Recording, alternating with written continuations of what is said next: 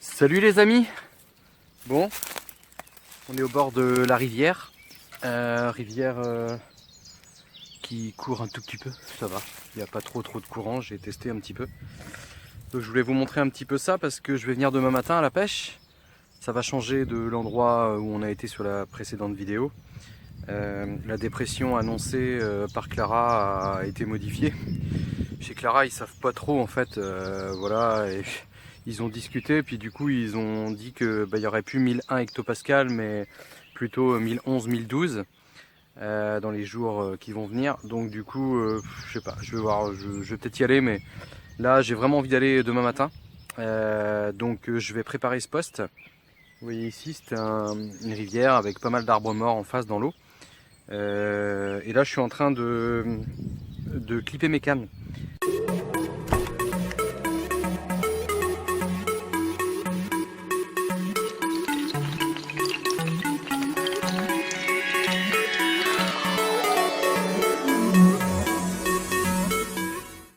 Donc je vais clipper 3 cannes, mettre mes petits scotch et tout, comme ça ce sera fait. Je vais amorcer à la bouillette RG bouillette mûre et avec des petits pellets caperlans et tout, je vais vous montrer ça après à la fraise. Je vais faire ça aux bombes et dans chaque trouée avec chaque canne. J'emmène pas 36 000 cannes en fait, celle-ci elle sera clippée ici, donc c'est elle qui va servir à se bomber pour elle. L'autre canne sera clippée pour son endroit, c'est elle qui va se bomber pour elle, et ainsi et de suite. Donc là normalement je suis bon là parce que j'ai un petit peu travaillé avant de vous... Hein, voilà quoi. Donc entre les arbres là-bas,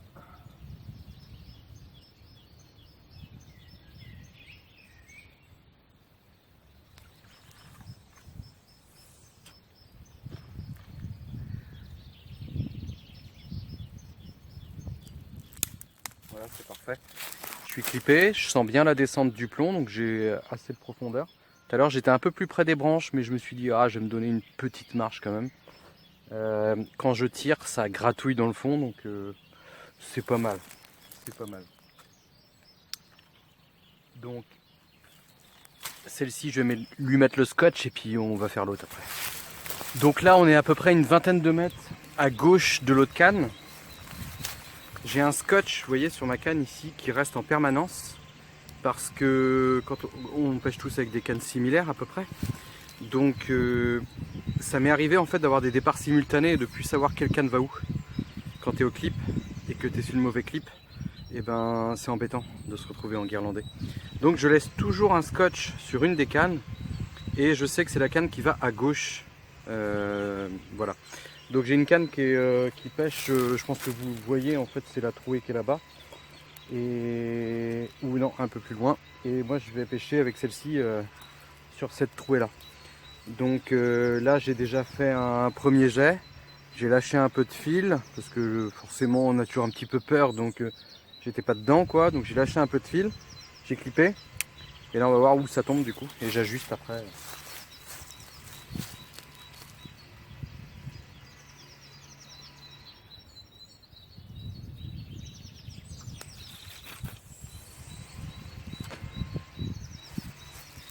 Alors là je suis arrivé, j'ai encore eu un peu peur. Je suis arrivé sur mon clip mais je pense que je suis pas mal en fait. Faut que... Après je gratte pour voir s'il y a de la branche qui est arrivée entre temps pendant les crues. Ça a l'air bon.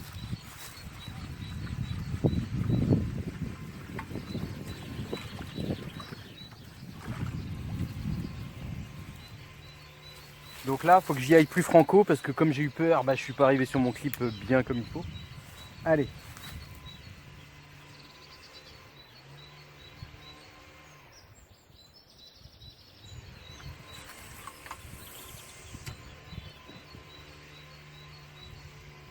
Voilà, donc c'est bien ce qui me semblait parce qu'une fois que tu arrives sur le clip, tout ce temps quand même, malgré que je sois en tresse et qu'il n'y a pas d'élasticité, et d'ailleurs c'est très important quand tu pêches au clip de prendre en considération l'élasticité, la tresse aidant du coup dans ce type de pêche parce que du coup quand on arrive en contact avec le plomb, on a zéro élasticité donc ça bloque beaucoup plus vite qu'avec du nylon. Et ensuite t'accompagnes avec ta canne, donc tu as quand même au moins un bon 1,50 m en plus, voire 2 mètres. Donc vous avez vu, bah là pour moi c'est bon. Ensuite je gratouille. Voilà, mon plomb il est pas du tout enfoncé, donc c'est pas vaseux. Ça gratouille un petit peu. Je rencontre pas de branche au retour. C'est validé, moi je dis. Hein. Je vais mettre mon petit scotch et on va faire la 3e canne. Bon, après réflexion, je vais mettre que 2 cannes. Il y a un peu de courant quand même. Ça peut vous paraître léger comme ça, mais on sent bien quand le plomb est dans l'eau que tout de suite la bannière ça prend dedans et tout. Il va falloir que je sois vigilant là-dessus, c'est-à-dire que je vais prendre le rod pod, je vais mettre les cannes très très haut, maximum à la verticale pour extraire un maximum de bannière de l'eau. Et il va falloir que je surveille au moment où je pose ma canne, en fait, tout de suite une fois que je la pose sur le rod pod, que je surveille le sion en fait pour pas qu'il tressaute comme ça, parce que s'il tressaute ça veut dire que le plomb il se déplace et ça c'est pas bon. Donc en fait si je vois qu'il ceinte, je lâcherai un peu de bannière.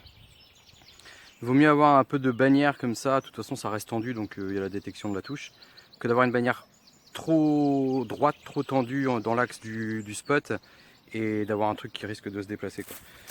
Donc dans la continuité du no susai truc, tu vois bien, le plomb dans la poche. Je redéfais mon plomb, donc je suis toujours sur mon montage en fait classique, hein. J'ai plus qu'à remettre mon plomb et mon bas de ligne et puis go. Hein. Là, avec les agrafes Quinklink, je mets mon sbombe. Je sais que je suis déjà clippé pour la zone en face.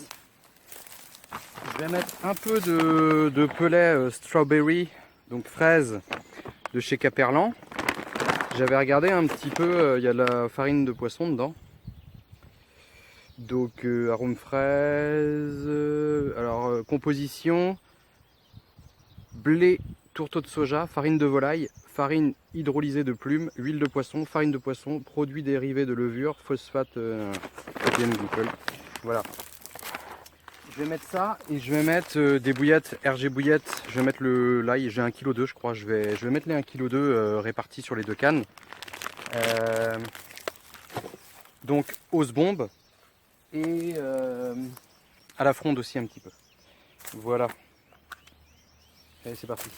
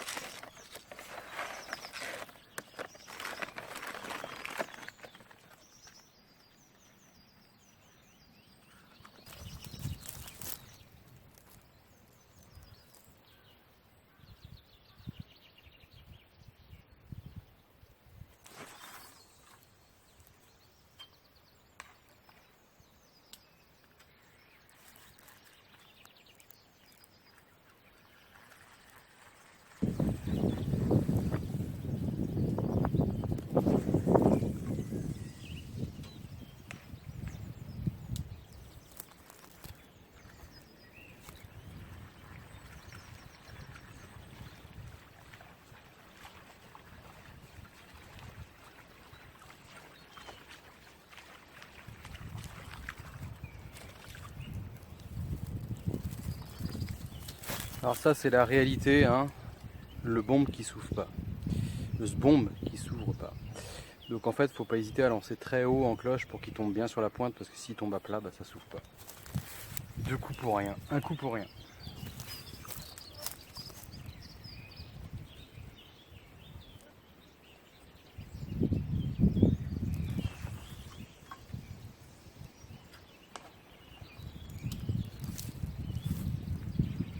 Bon voilà, c'est fait. Vous avez peut-être vu à un moment quand je ramenais que je mets ma main comme ça là. C'est parce que bon, on a beau me dire qu'il faut tremper le fil et tatati et tatata. Moi j'ai toujours peur quand on se bombe. Si vous voulez, votre bombe il est très léger, il saute sur l'eau quand vous ramenez. Et ça fait des mous dans la bannière et du coup ça fait des spires mal tendues sur la bobine et il y a un risque après de perruque. Donc moi je retiens mon fil en fait et quand je mouline comme ça, ben, la tension est constante. Vous voyez. Du coup j'ai pas tout mis, j'ai gardé un tout petit peu de bouillette, j'ai gardé ça. J'en ai très peu mis à la fronde finalement parce que je me suis dit allez je vais vraiment concentrer mes zones. Bon il y a quelques bombes que je foire donc ça tombe un peu à côté mais ça va quoi. Donc du coup je suis bien sur 2 spots localisés. vu ce qui reste, j'avais pesé avant, donc je pense que j'ai mis 1 kg, à peu près 500 grammes par canne. En pelage, j'en ai mis pas mal aussi. À chaque bombe, de toute façon. Hein. Et puis voilà.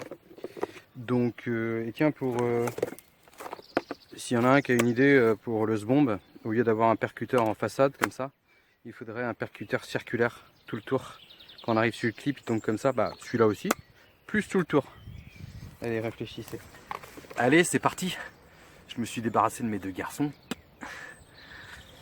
Me voilà ici depuis une petite demi-heure à peu près. Ça doit faire allez, 20 minutes que ça pêche, le temps de s'installer. Ça a été assez rapide, hein, clippé et tout. Petite bouillette mûre seule sur le cheveu avec une chaussette remplie de petits pelets caperlans fraises et quelques bouillettes concassées mûres.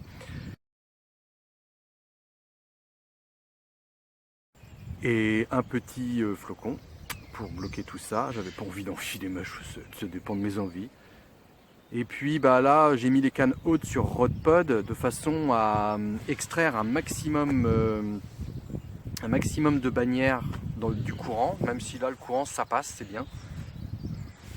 Il faut juste qu'il n'y ait pas une branche qui se prenne dedans. Et bah, on va voir hein, ce que ça va donner. La pression elle est à 1020,7 hectopascal à peu près je crois.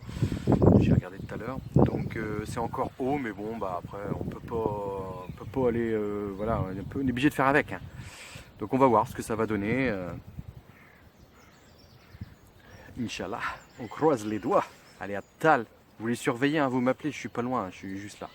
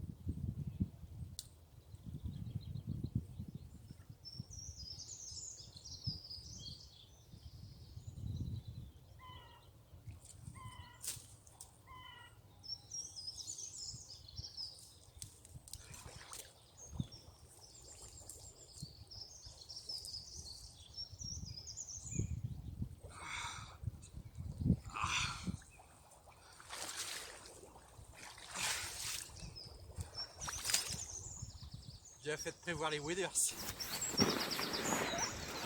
Ben voilà, beau départ hein, en live et tout.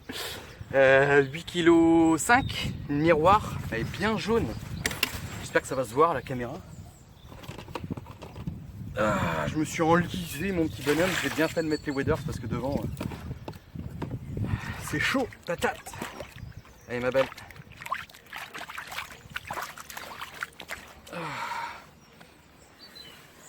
Yeah, une belle miroir. Belle miroir sauvage.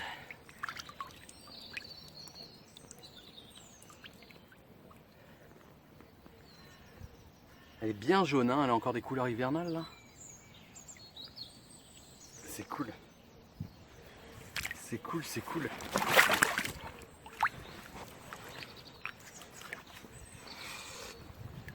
Ah, la pêche est faite là, pour la journée. Ça démarre bien, il doit être 10 h là. Donc le départ a dû se faire une demi-heure après. Une demi-heure après la dépose des cannes. Cool. Rien de tel. Allez, on va la remettre à l'eau et on va croiser les doigts pour en faire au moins une autre. 22 kilos, c'est énorme. Oula.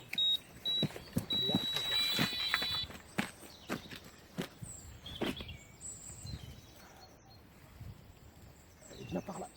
Oh, ça s'accroche. Ça s'accroche. Non, c'est bon. Si. Ah, c'est les premières secondes. Je peux pas se louper. C'est bon.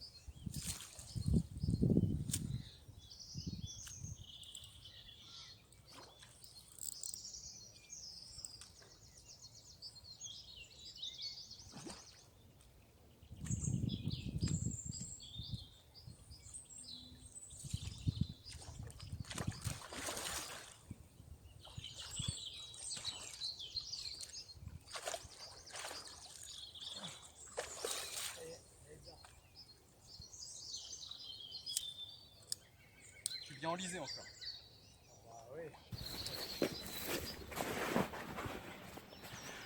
Ça bipote derrière. Bon bah voilà. Deuxième poisson, il est 10h30. Enfin un peu plus. La touche a dû se passer à 10h30. Une commune, 7 kg. Pas un gros poisson, mais c'est pas grave. Ah, c'est cool. Hein. Super moment. En contact avec la nature, hein, parce que enlisé comme je suis dans la vase là, ça me fait délirer. Tant que ça me fait pas perdre un poisson. Parce que par moments j'ai peur à la décroche quand je suis devant, je galère un peu à la mettre dans l'épuisette. Vu que j'arrive pas à faire plonger l'épuisette correctement. Ah, plutôt blanche celle-là. C'est cool. Allez, on continue. Je voulais vous montrer un truc parce que vous avez vu comment ça balance mon rod pod. Donc il y en a qui vont me dire qu'il fallait mettre le pied à l'avant et les deux à l'arrière, mais en fait si ça part un peu en côté, le truc il bascule, donc dans tous les cas je me suis dit que j'aurais plus de stabilité comme ça en bloquant l'arrière. Donc j'ai mis 3 vrilles, mais en fait les support cannes comme ils bloquent bien, alors vous voyez ici sur le Hamio l'avantage c'est qu'on peut desserrer le, j'essaie de me mettre en côté, on peut desserrer le buzz bar pour l'incliner. Du coup vous voyez ici là j'ai incliné le support canne arrière semi-automatique de façon, vous voyez le sando il est prêt à sauter. Il est prêt à sauter et ça quand vous pouvez le faire je pense on va voir, hein, si je fais un autre départ ça sera peut-être mieux. C'est à dire que là l'angle de levée de canne va être beaucoup moins important en fait. À peine je vais prendre la canne, clac, il va sauter quoi. Sachant que j'ai les cannes bien verticales, il faut essayer de mettre l'anneau au-dessus pour éviter que la canne descende. Parce que si vous mettez l'anneau avant, la canne elle va descendre et elle va décrocher le support. C'est pour ça d'ailleurs que j'ai fait des supports manuels aussi qui se décrochent pas en semi-automatique pour les pêches comme ça à la levée quoi. Mais si on pense bien à mettre l'anneau au-dessus, du coup il n'y a plus de souci, elle peut pas glisser à redescendre quoi. Donc voilà, il faut que j'arrive à peut-être à accrocher encore mieux ici, là, je vais voir ça. Bon, là j'ai bien enfoncé mes sardines, mes vrilles. Je vais vous montrer l'outil que j'ai utilisé. Interdit à la pêche normalement. Avec ça mon petit bonhomme, comme dirait Farine de Blé, l'outil de persuasion. Et pas du côté social, de ce côté-là. Les initiés comprendront. J'aime bien ce gars-là. Ouais, j'ai enfoncé comme ça. Et bon, tant pis pour les vibrations. On verra bien, hein, mais au moins ça tient. Là, je peux te dire que ça tient.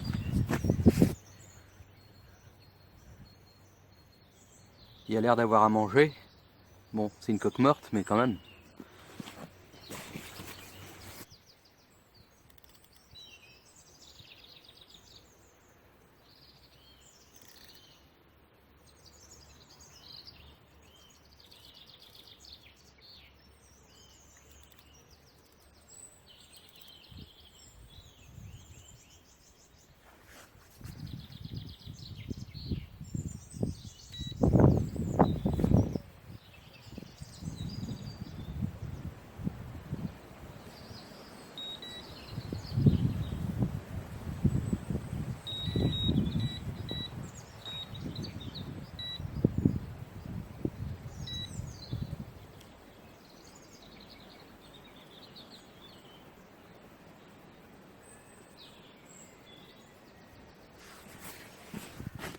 Bon, il est 13h30, j'ai remis tout ça propre. Pas eu de touche depuis. Entre temps, vous avez vu là, ça fait des petites touches quand j'étais parti avec ma canne, c'était une brème. Je venais à peine de rejeter. Elle s'est piquée dessus, elle s'est dépiquée sur le bord là, en arrivant. Et l'autre canne, il a fallu que je coupe au moins 50 mètres, peut-être pas 50 mètres, mais 40 mètres de tresse. Parce qu'au moment où je la pose dessus, je vois qu'elle est ébréchée à un endroit. Et puis pas au bout quoi, donc j'ai retiré 40-50 mètres. Alors heureusement que c'est de la tresse AliExpress, ça coûte pas cher. Donc voilà, et donc là tout est reposé, 13h30, j'aurai les enfants à aller chercher, donc j'étais obligé de partir à 4h. Ça laisse encore un peu de temps pour refaire une petite troisième, le jamais 203. Allez, Inch'Allah. Avant que j'oublie, RG Bouillette, ils ont un site internet maintenant. Alors pour ceux qui me demandaient, parce qu'il y en a qui me disaient j'ai pas Facebook et tout, et ben vous tapez RG Bouillette avec un S, rgbouillette.com sur Google et vous allez tomber sur leur site. Donc voilà, comme ça désormais vous pouvez commander en direct et tout via leur site internet. C'est plus simple je pense qu'avec Facebook parce qu'il y en a qui n'ont pas Facebook. Bon allez, les 15h30, le vent commence à se lever pas mal. Les carpes ont plus l'air de vouloir me faire plaisir. Je pensais faire un petit jamais 203, mais bon, c'est déjà pas mal, hein, de poissons comme ça pour une petite journée 9h, 15h30. On va pas se plaindre. Ça a été efficace, ma foi, le petit pré-amorçage et tout hier. Voilà, allez, je vous dis à bientôt. Bisous.